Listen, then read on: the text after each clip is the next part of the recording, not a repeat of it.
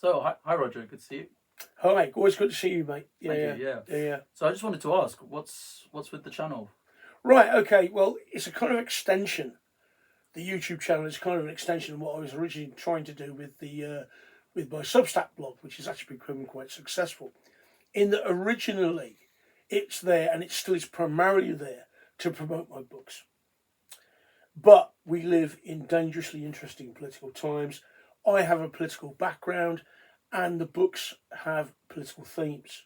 So it's kind of got mixed up with, in a good way, with commentary on the current political situation, which is pretty dire, with a few windows of opportunity, but things are not good at the moment.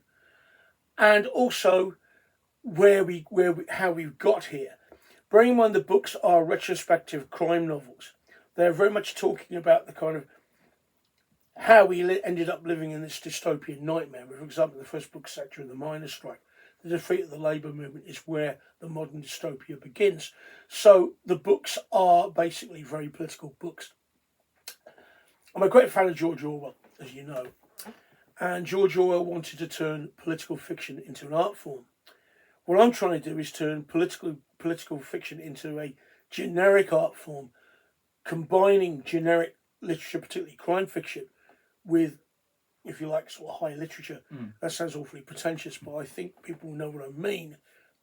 And to provide a lens to look at why we live in the crap world we now live in, and possibly raise some questions about what we might be able to do about it.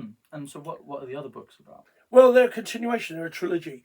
The trilogy is called the Cursed Albion Trilogy, because we live in Cursed Albion. They both primarily involve, they have a subplot which I'll come to in a moment. The first book has a serial killer stalking female members of a revolutionary organisation, very loosely based on the Workers' Revolutionary Party, of which I was a member during the 1980s, and the quest to track down this killer, who is an ex-state assassin who knows about the deep state paedophile ring. And so you have a straight young cop, if you like, being frozen out of the investigation by his corrupt superiors, all Freemasons. His brother is an activist in a left-wing party. His father is a retired miner down in silicosis. It's set in the Welsh Valleys. It's set basically in the Rhondda Valley. And basically he joins forces, or has to, with a journalist called Orla O'Regan, who works in The Sun, God bless her. And they end up, the trilogy continues, that they start investigating this deep state paedophile ring, which has played a major role in bringing Margaret Thatcher to power. Peripherally, in the first novel, you've got Jimmy Savile as a character. He comes in much more prominently as a character in the second novel. So it is set in that interface between what really happened and fiction.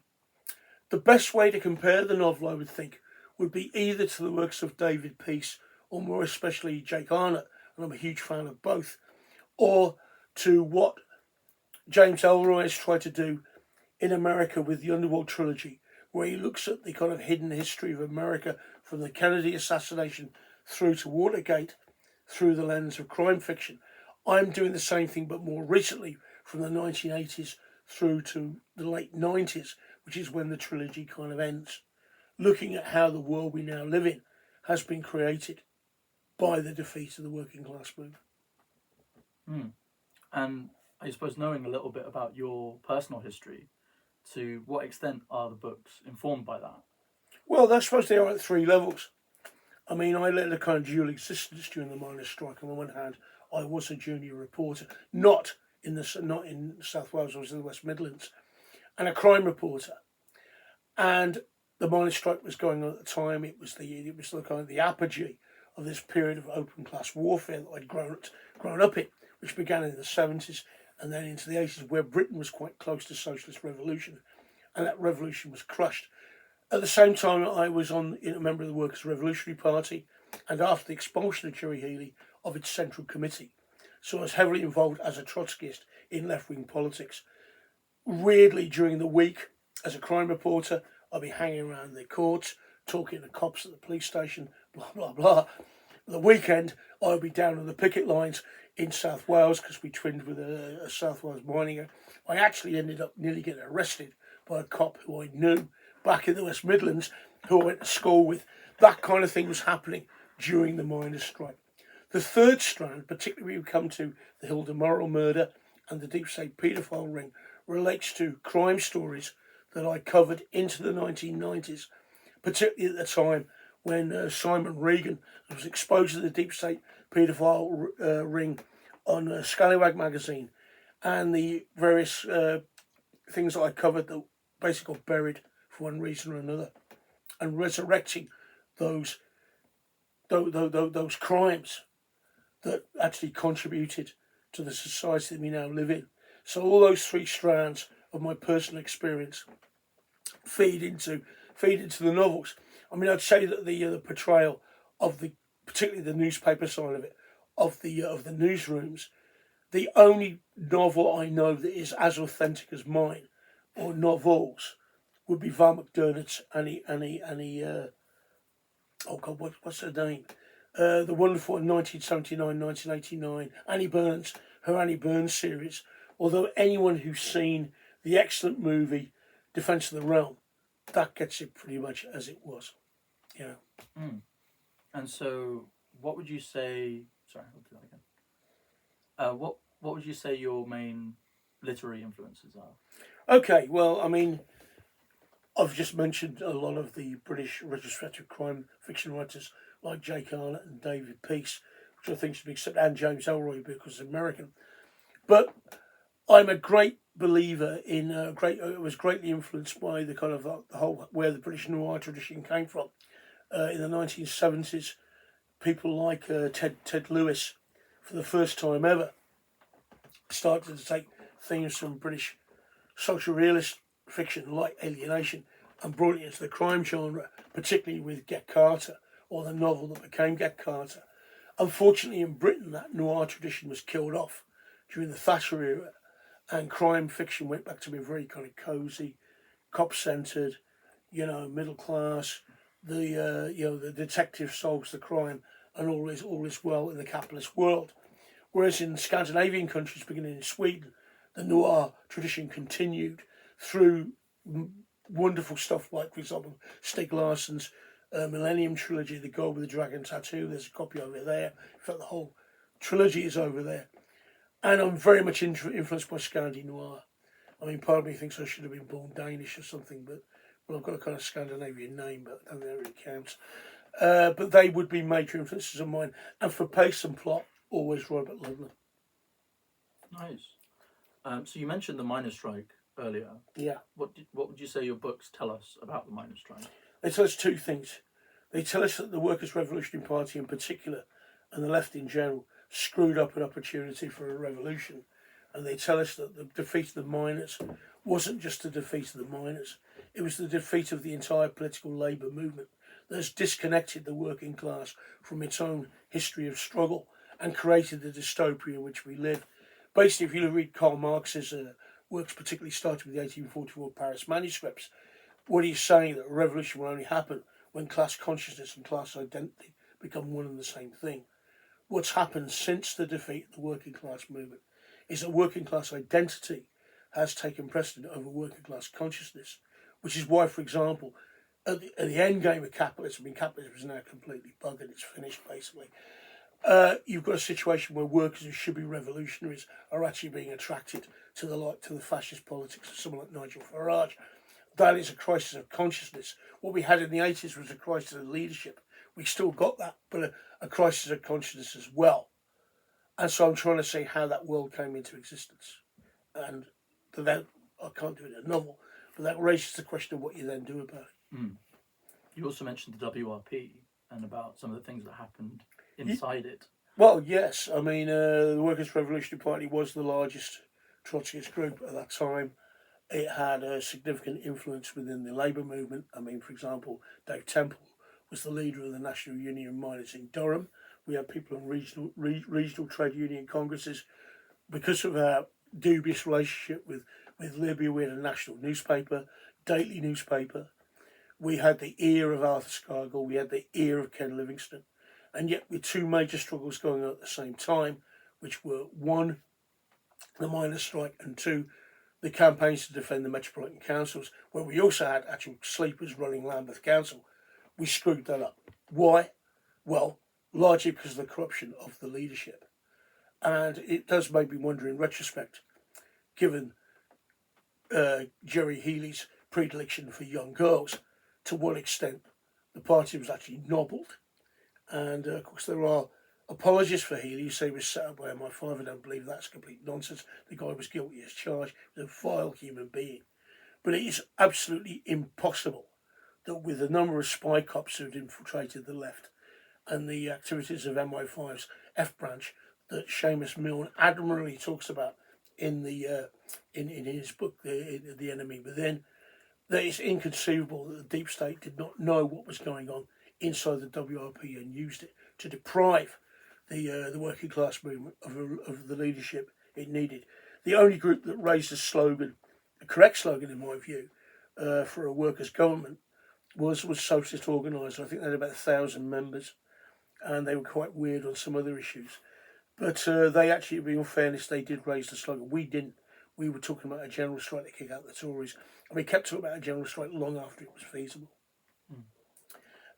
During the strike, the WRP, we expelled our leadership. We expelled Healy, quite rightly, for three things. One, his physical abuse and sexual abuse of party members. Secondly, his slandering opponents in the Labour movement, saying everyone was an MI5 or a CIA agent, which was ridiculous. And thirdly, his corrupt links with particularly Libya's Gaddafi at the time. And it was the first time in history that a substantial, big Trotskyist organisation had kicked out its whole, or a third of its central committee, just expelled them from the party, including the Red Graves and the and people like that. But the consequence was that we became quite a small organisation, and we're recovering from that while the miners' strike was basically being outmanoeuvred by Thatcher. So what happened in the WRP was very, very important. It left me with a lot of cynicism regarding democratic centralism. I mean, there are two groups in where I live at the moment. I'll be sure with one's of the New Revolutionary Communist Party, nothing to do with Frank Ferrudi, by the way, and the other are Workers' Power. And they were both love to recruit me. I'm not up for it, although I will be working with them in the left caucus of the new party under Zara Sultana. Anyway, so that basically explains why I think the WRP and its history is important. Yeah. And maybe this is a bit of a question for me, but you mentioned what was the militant doing at the time of the miners' strike that you can remember? The militant was the forerunner to the present day RCP. Yeah, well, the militant. I mean, there were three big groups. There was the militant tendency was in the Labour Party. There was the SWP, which everyone knows, which was quite large at that time. I mean, I know it's a student organisation now, but it wasn't then. And then we were the largest group. What all of us did wrong were we rightly called for a general strike at the beginning of the miners' strike, because the RMT and other unions, ASLEF, had actually refused to move scab coal, and there was a realistic prospect for a general strike, but none of us linked it to the idea of what happens next. We were all talking about saving the pits, kicking out the Tories, rather than talking about organising the working class to conquer state power, which was a realistic prospect at that time. So basically, I mean, I think Cliff Slaughter's analysis later on was correct, that the entire Trotskyist movement had basically, in different kind of ways, succumbed to the pressure of Stalinism upon it. And that was acted out in different ways in the two sections of what used to be the Fourth International and their various splits. And so we're all kind of guilty as charged on that one, basically. Yeah.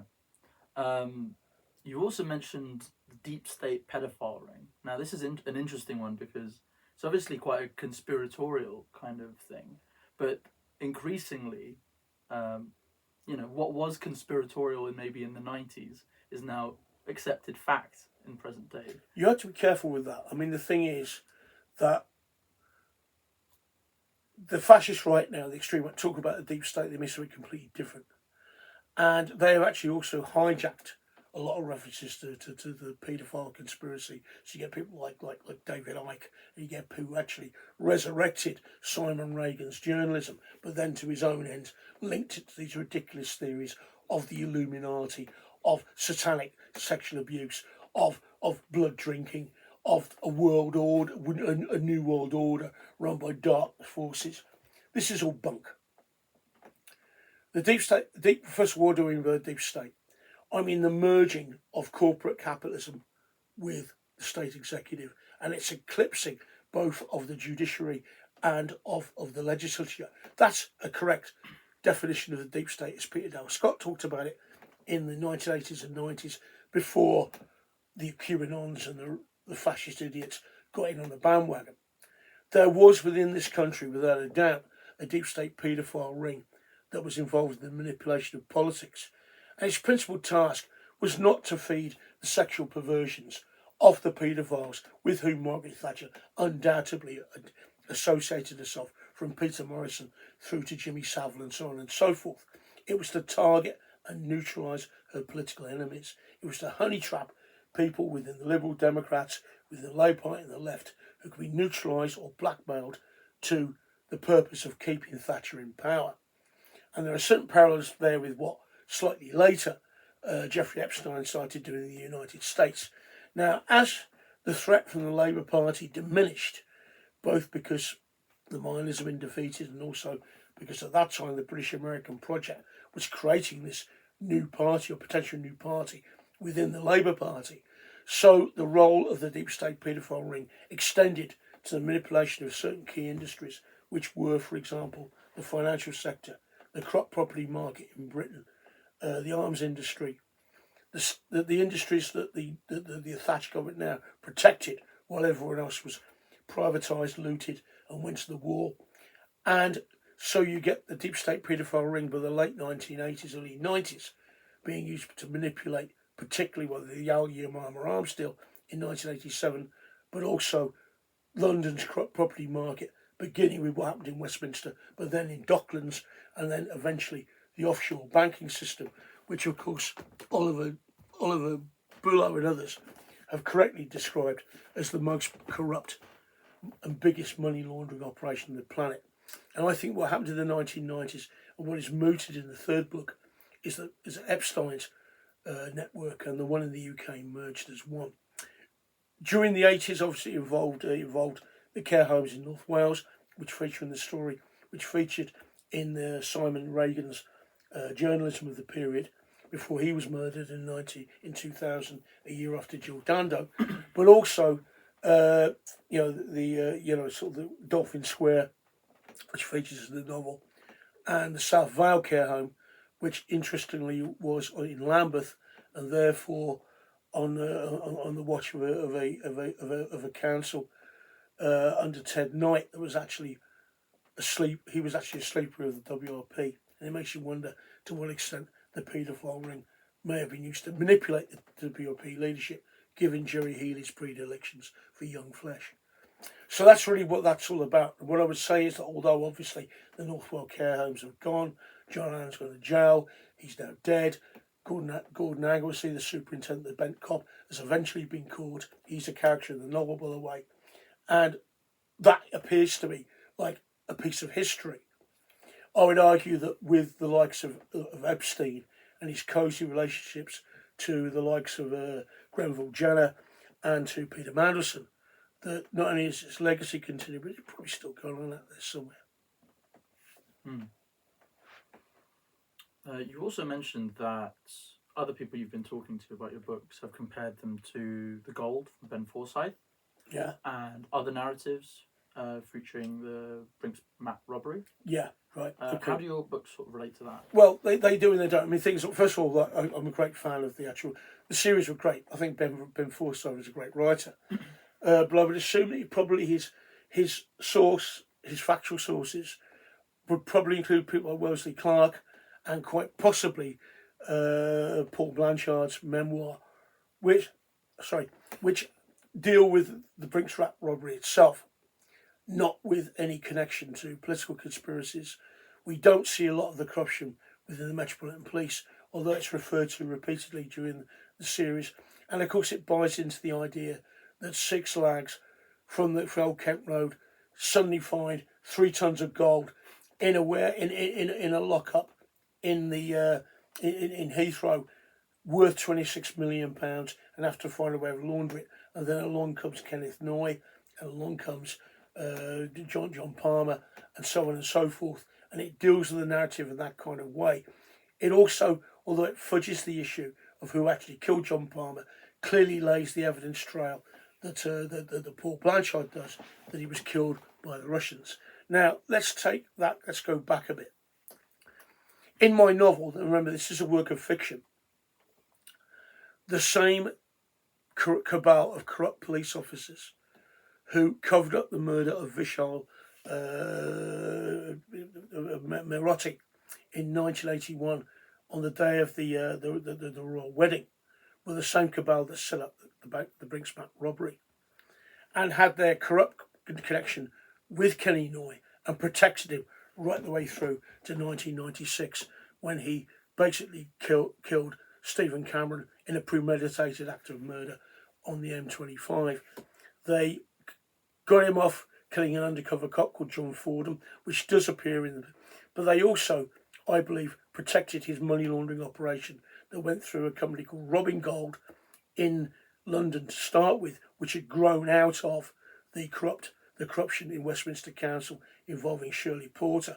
One of Shirley Porter's confederates was a guy called Simon Milton. He set Robbing Gold up, and through that, the proceeds of the Brinksmat robbery were invested in London's corrupt property market, first in Westminster and then in Docklands. Simon Milton, however, was also a paedophile and was a client of Elm House and Dolphin Square. So this is the beginning of bent money going into London's corrupt property market. We know from various kind of accounts that can be authenticated that Palmer then opened up his timeshare operation in Tenerife, so that other criminal organisations, including the Russian mafia, or the Tambov mafia, particularly, which is the one that Vladimir Putin was connected to at the time, to also bring their money into the property market, which is how Londongrad came into existence, and then into the offshore banking system, which was how the whole manipulation of British politics with dirty oligarch money really began. According to a guy called Mohammed Denbar, who was a Lebanese gangster based in Spain, at a certain point, well, now let's go back a bit, because what happens before the John Palmer bit is that eventually, having protected Kenny Noye from all the things I've mentioned, including the killing, they got rid of Tate and Tucker for him in Essex and so on and so forth. Building on that, finally in 1996, when Kenny Noye fled to Tenerife to be safe housed by John Palmer, basically his corrupt police contacts called in the bill and said, right, okay, we will allow you to come back to England. We'll pass it off as road rage. You can go to an open nick in Gloucester. You can run your own criminal empire from inside prison and your money will be intact. But you've got to do something for us first. And what that something was to set up the assassination of Jill Dando in 1999, who was investigating the paedophile ring. Simon Regan was murdered a year later. A Bulgarian hitman was involved in that, based in Tenerife. His nickname was Joe the Barman. His real name is identified unwittingly in Paul Blanchard's memoir that I'll come to in a moment. A guy called Mohammed Demba, a Lebanese gangster based in Spain, later disclosed that after Kenny Noye had gone to jail and after Tom Palmer had done a few years inside for timeshare fraud, he was on his uppers by his standards. He then tried to use his knowledge of the deep state paedophile ring to blackmail VIP paedophiles in the UK. Simon Measham had just gone public on his disclosures. Everyone was talking about the paedophile ring around 2015. He was assassinated for that reason. So that kind of brings in the whole thing about the gold and what it doesn't discuss. Mm. You know. Right. And so I suppose to sum up, we've spoken a lot about media, and I know you've worked in media. All my life. Yeah, and I'm like my father before me. Yeah. And we've spoken a lot about political power as well. Yeah. And so, how do your books, what do your books tell us about the relationship between media and political power? Well, obviously, I mean, anyone who doesn't realise that there's a corrupt and toxic relationship between media and political power in the UK needs a wake-up call. But it's the mechanics of how that works that is the most interesting. If you look at the paedophile scandal in real life after 2015, after the assassination of John Goldfinger Palmer in Kent in 2015, it's very interesting what happened. First of all, you get this whole kind of fool's errand that's set up by Carl Beach and Harvey Procter, where Harvey Procter is firstly accused of some ridiculous crime that he obviously didn't commit, although he's committed many others, and that's why I think he was coerced to get involved in this pantomime. And then when that case collapsed, immediately the media say, oh, well, there was never a deep state paedophile ring. The whole thing was made up by Carl Beach. Well, obviously it wasn't, because back in the 1990s, when Simon Regan was exposing all this stuff, when, for example, the Jillings report was buried by William Craig, when, for example, there was a fire in a warehouse in Crewe where most of the evidence was buried, when the editor, Angus James, of Scallywag was murdered, and when there was also a murder by arson of one of the survivors in Hove, no one had heard of Carl Bloody Beach. But as soon as that story collapsed, it was erased. And that doesn't just happen with this, it happens all over the place. Some people say to you, oh, well, less people read newspapers these days. It doesn't matter that Rupert Murdoch and the proprietor of the Daily Mail own 2/3 of the papers in the United Kingdom. Yes, it does, because what happens is you then have a corrupt relationship between traditional media and the new high-tech oligarchs, and you get an interaction between, you have an echo chamber for what's in the mainstream media, being then backed up by troll farms and various other dark-funded sources. You've got sort of various sort of dark-funded think tanks and foundations, often within a corrupt and market-facing university sector, and these all work together to manufacture the consent within an alienated population. Just take an example. There is more talk in day-to-day discourse about small boats and immigration than there is about the real causes of homelessness, which are the capitalist property market and the fact that the building sector is a private industry. There is never any discussion of that in any content. The media landscape is dominated by relentless references to immigration as a problem category, and that keeps the working class at its knees and makes them receptive to the arguments of the likes of Nigel Farage. That shows what the power of the media is. And having worked in the media, I know this for a fact. I know if I was working as a young journalist now on a newspaper somewhere in England, some outlet that's either owned by flipping bloody the Daily Mail or by Newsquest or someone like that, the algorithms would dictate what stories I was expected to cover for my editor. And the algorithms are all about Nigel Farage and all about immigration and all about small boats. They would not be about the issues they should be about. That shows how much power is and how it permeates down to a very local. What newspaper do people most look at them when they're going to work, going on a tube in London? The Metro. Who owns the Metro? The Daily Mail. And normally you'll just see some propaganda shit on the front page. Small boats, small boats, small boats. And that shows how the working class are being kept on their knees by this relationship between corporate media, the tech oligarchs, and the various other forces that are operating through troll farms and opinion formers on the internet. And that power needs to be broken. And there's two ways of doing that. One is obviously through the, I'm a member of the Media Reform Coalition, so this is a big thing of me, is by promoting alternative media, people like Novara Media, people like that, and various journalists who have Substack blogs, which goes as far goes so far, and I think will be important in building support, for example, for the new party under Zara Sultana and Jeremy Corbyn, or whoever ends up leading it. Long term, however, we have got to talk about expropriating the media moguls. We've got to talk about having publicly owned media run by self-governing trusts. I will point out that even under capitalism, there are no corporate media oligarchs in any of the Scandinavian governments, in their countries, and they've never had a Tory government. I rest my case. Yeah, I might ask a few more. Something that's interesting that you said, because I know a lot of people my age who get, all of their news from their phones, right? From social media. And there's a sort of illusion of freedom that comes from, I choose what I watch now, even though I have an algorithm that randomly feeds me videos, I still choose how long to stay on them for.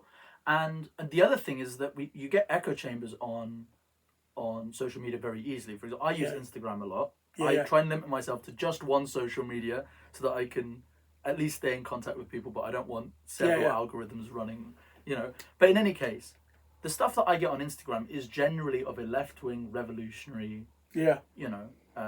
spin. Yeah. But it's still the case that the issues which are being put forward are still decided by print media. Yes, they are. You might get stuff that's pro stop the boats or against stop the boats, but at the end of the day, you're still talking about the damn boats. It's an amplifier. This is why people like Murdoch align with the likes of Elon Musk against Trump, even on something where Trump should be called to account, like the Jeffrey Epstein files. It's because increasingly print media, because less copies of the Sun or the Daily Mail or any of these other fascist rags are actually being sold. They need the algorithms, they need the tech oligarchs, they need the social media platforms to spread their gospel. And that relationship, that corrupt relationship now, is axiomatic to what's happening on social media. When social media started, it seemed to be very liberating. It seemed to be taking power away from traditional media moguls. It was an empowering force, for example, during the Arab Spring. But I covered the crackdown on democracy protests in Bahrain during the Arab Spring, where the Al Khalifa monarchy was already using Facebook to frame the authentic democracy protests as part of a Shia conspiracy involving Iran against the regime. And that was the shape of things to come. That has now been replicated all over the planet by people a lot more powerful than the Al Khalifa dynasty in Bahrain, by the likes of Elon Musk. What's his name? This awful fucking word. Peter Thiel. Peter Thiel, the worst of the lot. And people of this ilk on social media. Who have recently come out in the Epstein files. Yes, where's that great? Yes, I noticed that as well. Yeah. In the last few days. Yeah, watch that space because it's important. And it's interesting as well that AI, I mean, all of these algorithms are based on data, right? Vast amounts of data. Yeah. And AI, to me, represents a sort of the next stage in the development of big data being used to alienated from our data, alienated from us, and used to oppress, to enslave us, to enslave us. Yeah. And it's very interesting that when the Cambridge Analytica scandals and all of these scandals of our data being used without our consent, we've reached the next stage where people are freely giving over their data. They're constantly using AI for free, in some cases paying for the service to use AI. And all they are doing is giving away massive amounts of data. Yes. Some people are using AI as their therapists. Some people are using like the amount of data that the population is now freely giving over to these data centers. Yeah. Because now they spit back some useful data back. Yeah. Right? Yes. It's fascinating and terrifying. It's terrifying. I mean, basically, I mean, these days, my political influences are partially from the Trotskyist left, of which I've been a member since I was 19. I'm now in my mid-60s. But also from Frankfurt School Marxism, and particularly a guy called Guy Debord, French philosopher, who talks about the society of the spectacle. What you were seeing with social media now, even before our AI came along, but in a way preparing for it, was the colonisation of social media by the spectacle, building on the defeats of the 2000s, particularly the anti-capitalist movement, from Genoa in 2001 through to the Arab Spring. And AI, the rise of AI, which is linked, of course, to the rise of the tech oligarchs, has to be seen in that context. My belief is that AI now exemplifies what Leon Trotsky called the transformation of the productive forces under capitalism into their destructive opposites. In other words, things that should liberate humanity, for example, AI can lead to major medical advances, are now used to enslave it. And whereas in a planned economy, I think AI may have a role if it's strictly controlled and limited, what we're now seeing, particularly in the new competition now between different imperialisms forming back into blocks, is the completely uncontrolled explosion of AI. I mean, in this country, we haven't even got any clean water now, right? Countries like a basically an open sewer. So if as a result of the trade deal with Donald Trump, the American tech oligarchs want to put loads of AI hubs in Britain, where they get their fresh water from, and what are we going to bloody well drink? At the same time, I mean, okay, maybe nuclear power is a lesser evil to fossil fuels while you're developing your renewables and so on and so forth. The number of nuclear power stations you would need just to feed the service for AI, it promotes an incredible danger to the environment. And yet we're going along with this willingly because we think we need this shit. And actually we don't need this shit. I would point something out as a historian. The labour movement in Britain and other countries began with the Luddites and the swing rioters destroying the machines that took away their livelihoods. And maybe it's time to do the same thing with AI. I'll leave that one with you. Certainly an open question. I don't have the answer. I'm not entirely sure of the answer either. I've been increasingly sympathetic to AI Luddism. Of just going, no, it's evil, don't use it. Yeah. Right? Yeah. Because on one hand it is useful, but only with a planned economy. Yeah. And without the tech oligarchs owning it. I can't in good conscience actually use it. I can't. Yeah. But anyway, it was lovely talking with you. Yeah, right. Well, this is a new channel. We'll be doing more stuff in the near future. And since then, buy my books and keep up the class struggle. Okay, bye for now.